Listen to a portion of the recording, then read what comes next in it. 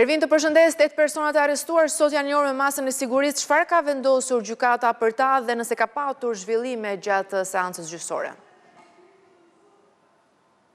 Fabiola, pak ditë pas operacionit të policisë, konkretisht të sektorit antitrafiqeve në drejtorinë e policisë të Tiranës, ku arrestuan këto 8 persona pasi u kapën me armë, gjykata e Tiranës vendosi që të lërë në burg, pra me masën e arrestit në burg, 8 persona të arrestuar dhe të dyshuar për trafikun e armëve të zjarrit, konkretisht pistoleta dhe kalashnikov që i sillnin nga Kosova në drejtim të Shqipërisë. Gjykata konkretisht ka pranuar pra kërkesën e prokurorisë, e cila kërkoi masën e arrestit në burg, pikërisht me prova që solli në vendin e ngjarjes, me pamjet filmike, por edhe me blerjet e simuluara, por edhe me përgjime apo edhe me pjesë të tjera pra që i ka mundur të siguroj, por edhe pistoletat pra si prova në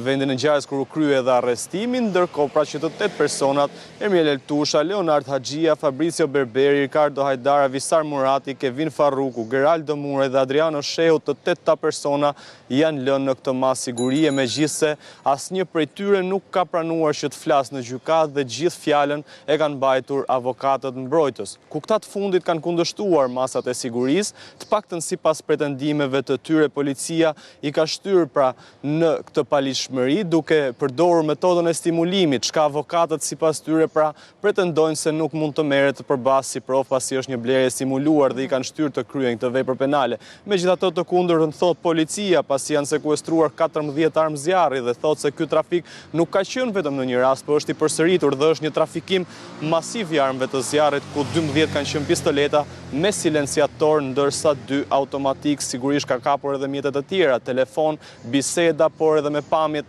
me dron apo me të tjera pamje filmike dhe në këtë mënyrë pra gjykata është bindur për të vendosur masën e sigurisë së arrestit në burg. E kuptoj mirë, Ervin, faleminderit për këto informacione që përcolle.